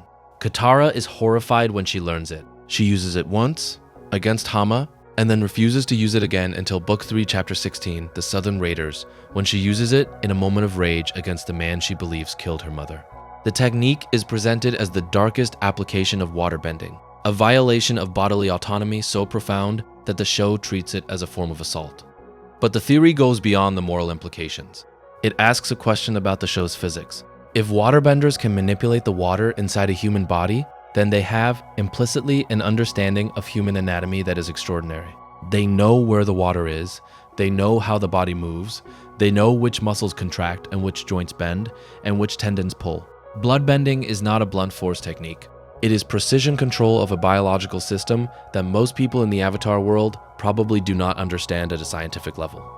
The theory proposes that this knowledge, the waterbender's intuitive understanding of the body's internal water, is the foundation of waterbending's healing abilities. Waterbenders can heal because they can feel the water inside an injured body. They can sense where the flow is disrupted. They can redirect it, smooth it. Healing is bloodbending's gentle twin. The same sensitivity, the same precision, the same intimate knowledge of the body's internal hydrology applied with compassion instead of control. This theory transforms the show's treatment of waterbending. It means that every waterbending healer is, in some sense, a potential bloodbender. The difference is not ability but intent. The same power that heals Aang's injuries in Book 2 can, under different circumstances and different moral frameworks, be used to control his body against his will. The line between healing and domination is not a line of capability. It is a line of character. And Katara embodies this tension more than any other character. She is the show's greatest healer and one of only 2 bloodbenders shown in the original series. She has both halves of waterbending's moral spectrum within her. She can save you, or she can control you. She can mend what is broken, or she can break what is whole. And the choice she makes, to heal rather than to dominate, to use her understanding of the body for restoration rather than control, is not an easy choice. It is a choice she makes deliberately, knowingly, in full awareness of the alternative. The Puppet Master episode aired on November 9th, 2007. Katara was 14 years old. She was 14 when she learned that she had the power to control other human beings like puppets, and she was 14 when she chose not to use that power except in the most extreme circumstances. The weight of that choice, the maturity it requires, the self-knowledge it demands, is staggering for a character her age, and the show presents it not as a dramatic climax, but as a quiet, personal decision. The kind of decision that defines character, not through spectacle but through restraint. There is a theory about the comet. Sozin's comet appears twice in the show's timeline. Once at the beginning of the 100-Year War, when Sozin used its power to launch the air nomad genocide, and once at the end, when Ozai planned to use it to destroy the Earth Kingdom. The comet returns every 100 years, appearing briefly in the sky and amplifying firebending to extraordinary levels. The theory asks a question that the show never addresses. What is the comet's relationship to the spirit world? In the Avatar world, celestial bodies have spiritual significance. The moon is a spirit. The ocean is a spirit. The sun is implied to be connected to firebending at a fundamental level. The solstices thin the boundary between the physical world and the spirit world. The Avatar cycle follows the seasons. The entire cosmology of the Avatar world is built on the relationship between celestial phenomena and spiritual forces. If the moon and the ocean are spirits, if the sun is connected to firebending, then what is the comet? Is it a spirit? Is it an aspect of a larger spiritual system? Is it a natural phenomenon with no spiritual dimension? Or is it something more? The show never says. The theory proposes that the comet is a spiritual entity, perhaps the spirit of fire itself, or a manifestation of the cosmic force that governs firebending. Its periodic return is not random. It is cyclical, like the Avatar cycle, like the seasons, like the tides. It is part of the spiritual rhythm of the world, and its amplification of firebending is not a physical phenomenon, but a spiritual one. The comet does not change the amount of fire in the world. It changes the intensity of the spiritual connection between firebenders and their element. If this is true, then Sozin did not just exploit a natural phenomenon. He weaponized a spiritual event. He took a moment of profound spiritual significance. a moment when the connection between humanity and the element of fire was at its strongest, and he used it for genocide. He corrupted something sacred. He turned a blessing into a weapon, and Ozai planned to do it again. 100 years later, the same comet, the same spiritual amplification, the same profound connection between human and element, and Ozai's plan was to use it to burn the Earth Kingdom to the ground, to take the most powerful spiritual moment in a firebender's lifetime and direct it toward the annihilation of a continent. The theory deepens the horror of both events. It is one thing to use a natural power boost to wage war. It is another to corrupt a spiritual connection, to take the deepest relationship between a people and their element and turn it into a weapon of mass destruction. The comet is not just power, it is meaning. And using that meaning for destruction is a violation that goes beyond the military and into the spiritual. This is why the finale feels so momentous, not just because the stakes are high though they are, but because the spiritual stakes are equally high. The comet is not just amplifying firebending, it is testing the firebenders. It is asking them, through the intensity of the connection, what they will do with the deepest version of their power. Will they create? Will they warm? Will they illuminate? Or will they burn? Ozai chose to burn, Zuko chose to liberate, and the comet washed them all, bright and ancient and silent, passing through the sky on its 100-year circuit, neither judging nor forgiving, simply illuminating the choices that each firebender made when the fire burned brightest. There is a theory about names. The names in Avatar are not random. They are drawn from real languages, real mythologies, real cultural traditions, and the theory proposes that the names are clues to the characters' natures, their destinies, their hidden depths. Aang. The name evokes the word Aang, which appears in several East Asian languages and can mean light or peace. It also resembles the Tibetan concept of emptiness, which in Buddhist philosophy is not absence, but potential. Aang is empty in the spiritual sense. He is potential. He is the vessel through which the Avatar spirit expresses itself, and his name, placed at the beginning of the show, is a signal, a promise that this character will be defined not by what he carries, but by what he contains. Zuko. The name resembles the Japanese word tsuki, meaning moon. This is interesting because fire and moon are opposing forces in the show's cosmology. Fire is the sun, water is the moon. Zuko the firebender carries a moon name. He is, from the beginning, a contradiction, a firebender who contains something of water, a prince of the sun who is drawn to the moon, a character whose name tells you before a single scene is played that he does not belong entirely to the element he was born into. Iroh. The name evokes the Japanese word Iroh, meaning color. Iroh is the most colorful character in the show, the most multifaceted, the most layered.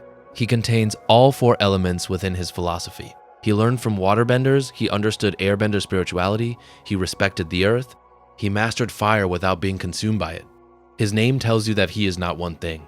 He is all the colors, all the dimensions, all the possibilities that the other characters are still discovering. Katara.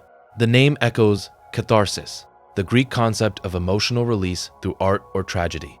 Katara is the show's emotional center. She is the one who cries and rages and heals and forgives. She is the one who processes the show's trauma, not just her own trauma, but Aang's, Zuko's, Toph's, Sokka's. She is the conduit through which the show's emotions flow. Her name marks her as the vessel of catharsis, the character through whom the audience experiences the emotional truth of the narrative. Toph. The name suggests tough. It is not subtle, but it is accurate, and there is something beautiful about the simplicity of it. In a show full of layered, complex, symbolically rich names, Toph's name is exactly what it appears to be. She is tough. She is the greatest earthbender alive. She does not need a name with hidden depths because she herself has no patience for hidden depths. She is what she is. On the surface and all the way through, the name theory does not prove anything. Names are chosen for many reasons: sound, cultural reference, creator preference, and ascribing intentional symbolism to every naming decision risks overreading. But the pattern is there. The names echo the characters, the sounds reflect the souls. And whether this is deliberate or coincidental, the effect is the same. The names feel right. They fit. They are part of the show's larger harmony, the unity between form and content, between surface and depth, between the name you are given and the person you become. And this harmony, this unity, is what all the theories are ultimately about. They are attempts to articulate the feeling that Avatar produces in its audience, The feeling that everything connects, that nothing is wasted, that every detail, from the color of a character's eyes to the name they are given to the element they bend, is part of a larger pattern.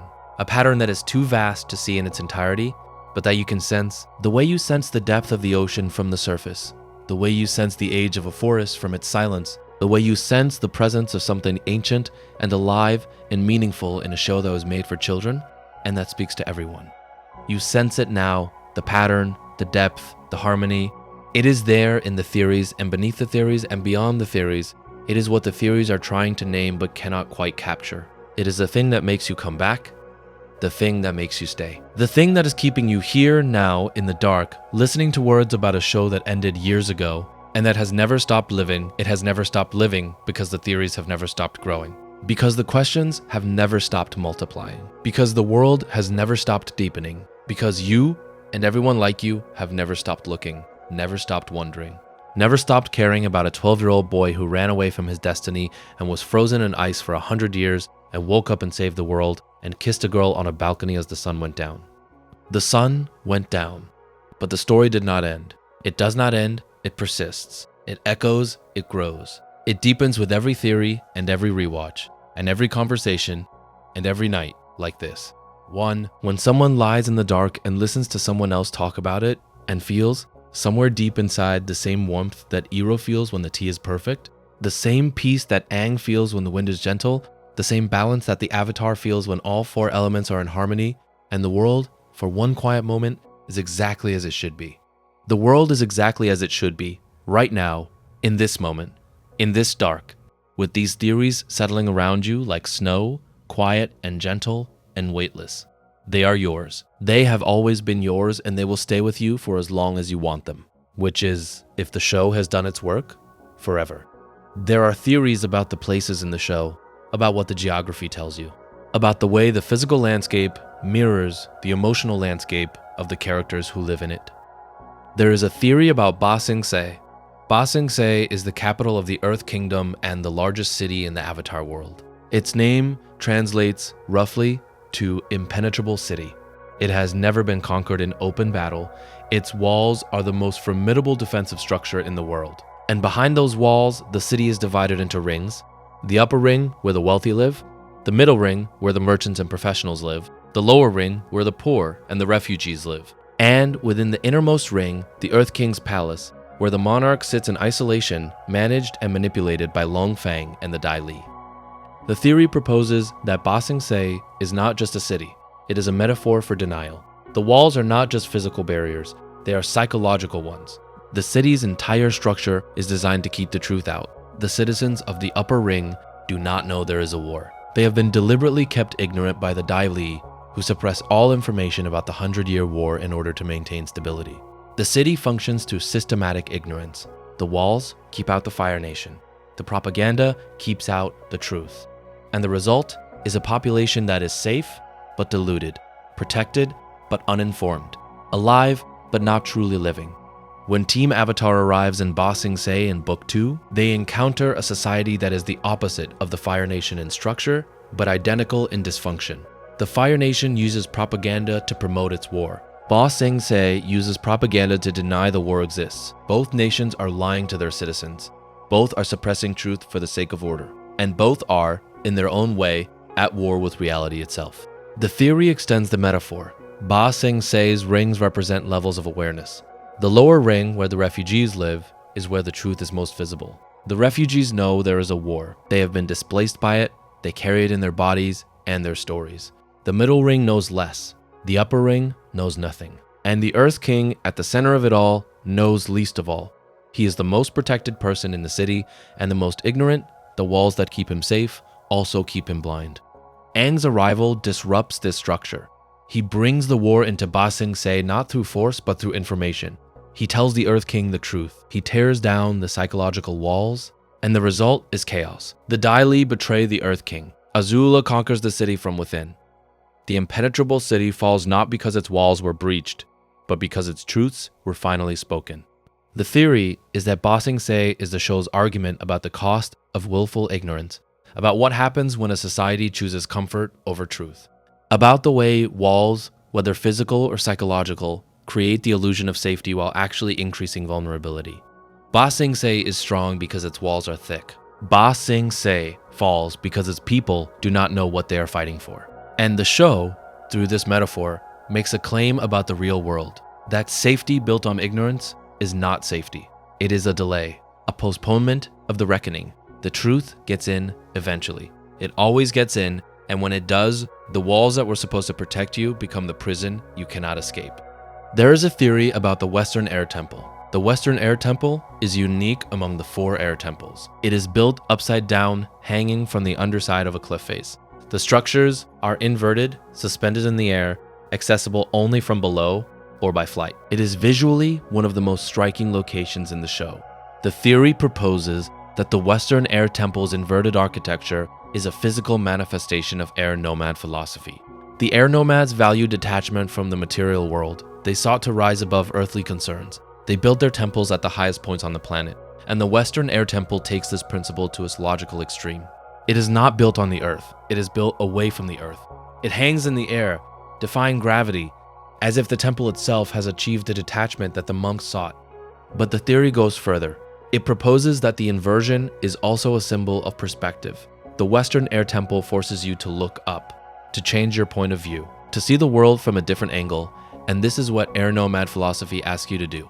To detach from your habitual perspective, to see things from the other side, to consider the possibility that the world looks different from below than it does from above, and that both views are true, and that the truth is not in either view but in the willingness to hold both simultaneously. Zuko arrives at the Western Air Temple in Book 3, Chapter 12, the Western Air Temple, which aired on July 14, 2008. He comes to join Team Avatar. He has changed sides, he has rejected his father, his nation, and everything he was raised to believe. And he arrives at a temple that is built upside down, a place where everything is inverted, where the ground is above and the sky is below, where the world is literally turned on its head. The theory proposes that the location is not coincidental. Zuko's arrival at the Western Air Temple is the culmination of his arc of inversion. He was the villain, now he is the ally. He was the hunter, now he is the helper. He was his father's son, now he is his uncle's nephew. Everything about Zuko has been turned upside down, and the temple, hanging inverted from the cliff, is the physical space that reflects his transformation. He has come to the place that matches what he has become, a structure that defies expectation, a building that hangs where it should fall, a thing that should be impossible but is not, because the people who built it understood that the world does not have to follow the rules you expect it to follow. There's a theory about waterbending and the moon. Waterbending is connected to the moon. This is established early in the series and becomes central to the plot of the Book 1 finale, The Siege of the North, which aired on December 2nd, 2005. Admiral Zhao kills the moon spirit, Tuei, and waterbending ceases worldwide. Yu, the princess of the Northern Water Tribe, who was given life by the moon spirit as an infant, sacrifices herself to restore the moon. She becomes the new moon spirit. The moon returns, waterbending resumes. The theory proposes that Yue's sacrifice did not simply replace the moon spirit. It fundamentally altered the nature of waterbending. Before Yue, the moon spirit was an ancient cosmic entity, a koi fish that had been swimming in the spirit oasis at the North Pole since before human civilization. It was powerful but distant, impersonal, a force of nature rather than a person. After Yu, the moon spirit is a human soul, a teenage girl, a person with memories and emotions and relationships, a person who loved Sokka, a person who was loved by her people, a person who chose to die so that waterbending could live. The theory proposes that this change matters, that waterbending, after Yue's sacrifice, is subtly different from waterbending before it, that the element of water is now connected not just to a cosmic force, but to a human heart, that every waterbender who draws power from the moon is, unknowingly, drawing power from Yu, from her sacrifice, from her love, from her willingness to give up her life for her people. This theory transforms waterbending from a martial art into an act of remembrance. Every time Katara bends water, she is connected to Yu. Every time a waterbender draws strength from the full moon, they are drawing strength from a girl who died at 16 so that they could bend it all. The moon is not just a celestial body. It is a memorial, a monument, a living memory of a sacrifice that saved an entire bending discipline. And Sokka carries this knowledge alone. He is the only non-waterbender in the show who has a personal connection to the moon. He loved Yue. He lost her.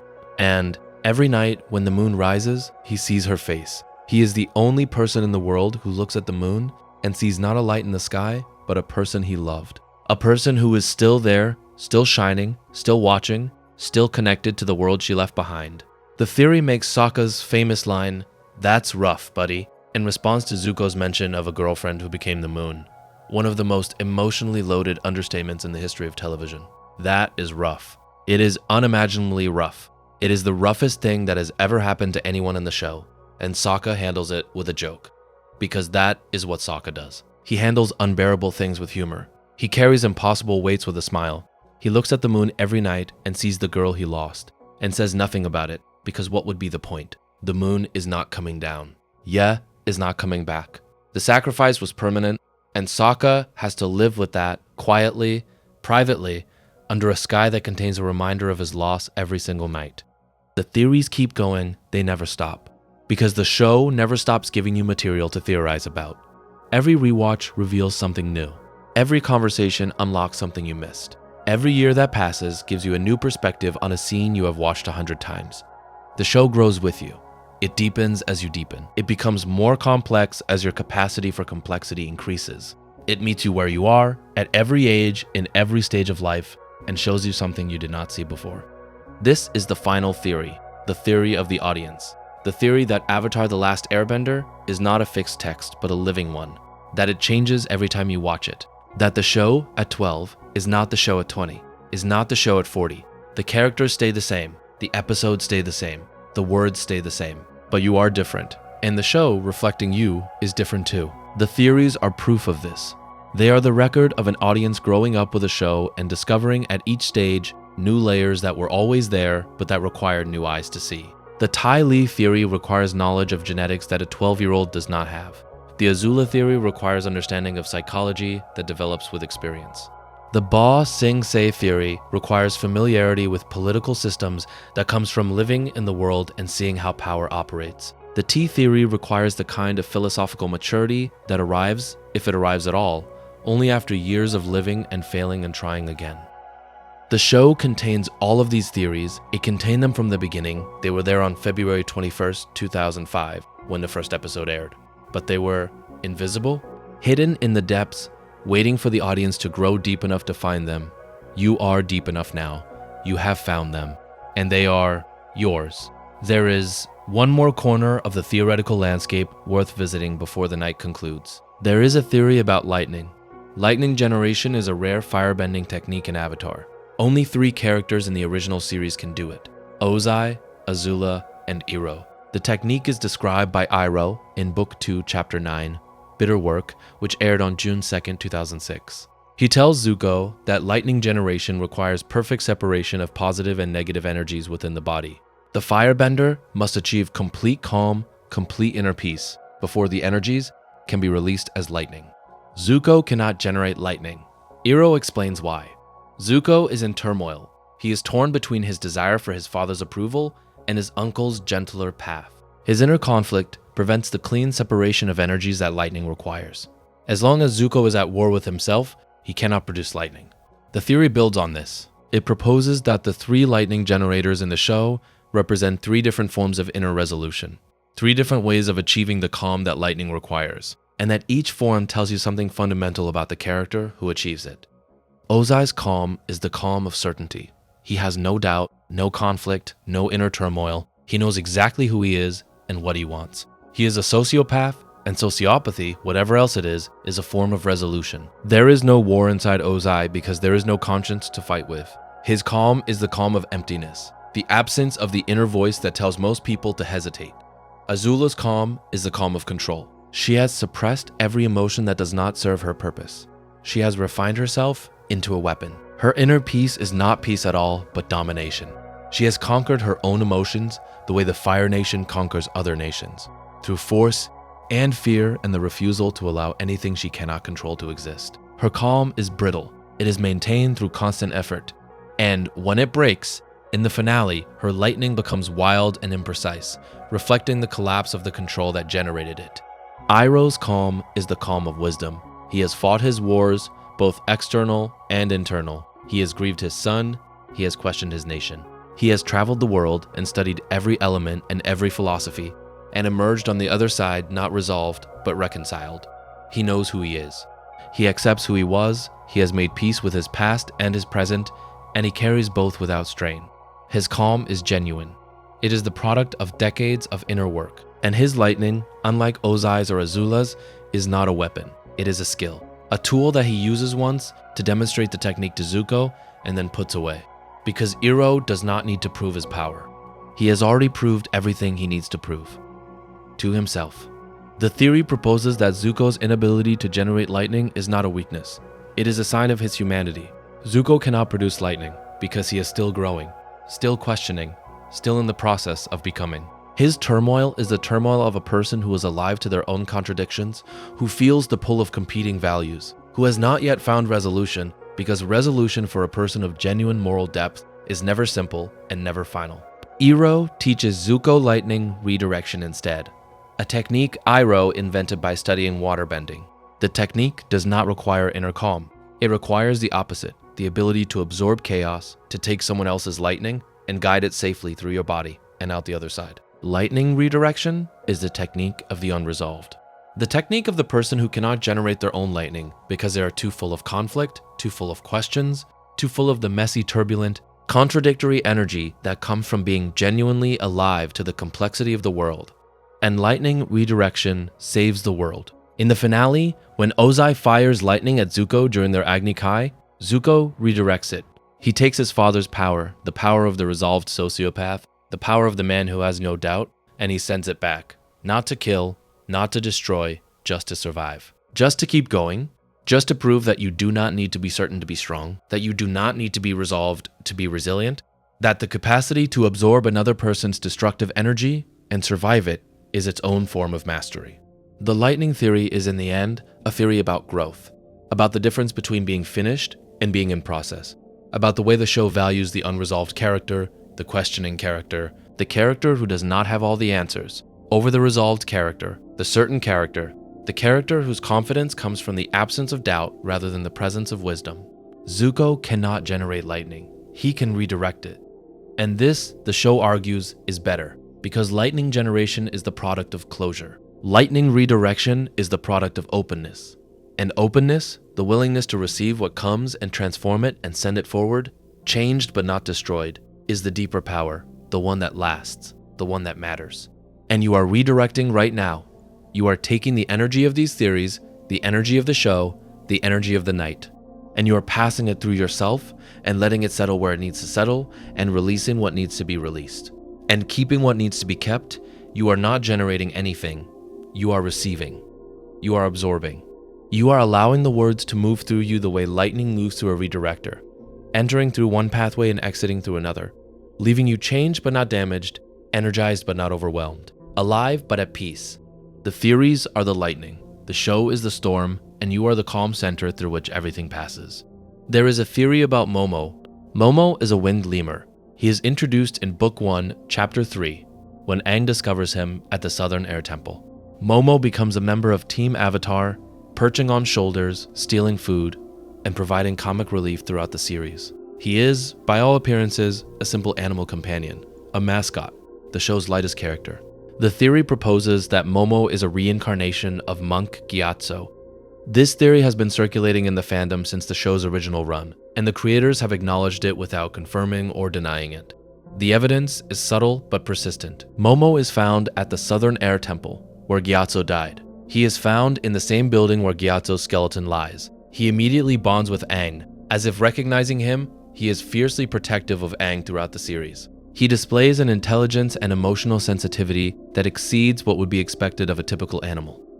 In The Legend of Korra, the concept of spiritual reincarnation beyond the avatar cycle is explored. Dark spirits can possess animals.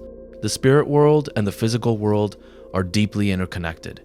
The idea that a human soul could be reborn as an animal is not inconsistent with the show's spiritual framework.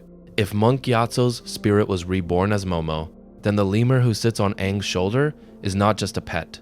He is the last remnant of Aang's family. He is the father figure who died in the genocide, returned in a different form, still watching over the boy he loved, still present, still caring, unable to speak, but never far away. Every moment Momo spends with Aang, stealing his fruit, curling up next to him at night, riding on his glider, is a moment of reunion between a child and the parent he lost. And neither of them knows it. Aang does not know that Momo is Gyatso. Momo, if he is Gyatso, does not remember being human. The connection is there, real and deep and permanent, but invisible. Felt, but not understood. This is perhaps the most emotionally devastating theory in the entire fandom. It transforms every Momo scene from comedy into tragedy. Every time Momo makes you laugh, the theory makes you cry. Because underneath the laughter is a love story between a monk and his student that death interrupted, but could not end. A love so stubborn that it found a way back across the barrier between species and lifetimes and worlds. Diminished but unbroken, wordless but unmistakable. The creators have never confirmed this theory, and perhaps it is better that way. Because confirmation would flatten it, it would turn a beautiful ambiguity into a fact. And facts, once established, lose their resonance. They become data points. But a theory, a beautiful, unprovable, emotionally perfect theory, retains its power forever because it lives in the space where imagination and evidence overlap, where the mind can believe without committing. Momo is a winged lemur. He may also be monk Gyatso. Both statements are true. Both are beautiful. And the space between them is the space where Avatar lives. The space between certainty and possibility. The space between the known and the imagined. The space between sleeping and waking, between words and silence, between this moment and the next. You are in that space now. You have been in it all night. And it is the most natural space in the world, because it is the space where stories live. Not on the page or the screen, but in the gap between what is told and what is felt. In the distance between the words and their meaning. In the silence after the sentence ends and before the next one begins. The theories live here too. All of them. Every theory you have heard tonight. They live in the gap, in the space between the show and its audience. In the distance between what the creators intended and what the viewers found. In the silence between the last episode and the first rewatch. And you live here now. In the gap. In the silence. In the space where the theories settle and the world grows quiet and the only sound is the sound of your own breathing, steady and slow and peaceful. Like the tide that WWII watches from the sky, like the wind that Aang bends without thinking, like the fire that Iroh tends in his tea shop, patient and warm and endless. There is a girl in Avatar The Last Airbender who does not bend. She wears pink, she flips through the air with a gymnast's precision. She has gray eyes, the same color as Aang's, and the show never tells you why. It never explains the color, it never confirms the heritage, it never closes the door. The door is still open, you can walk through it whenever you want, tonight, tomorrow, 20 years from now. The theories will be there, the show will be there, the world will be there, deep and strange and gentle, and full of questions that do not need answers, because the questions themselves are the gift. And the gift is yours, and it will always be yours for as long as you carry it. If you found something worth carrying away tonight, subscribing helps more than you would think. Thank you for staying. Sleep well. I will see you in the next one.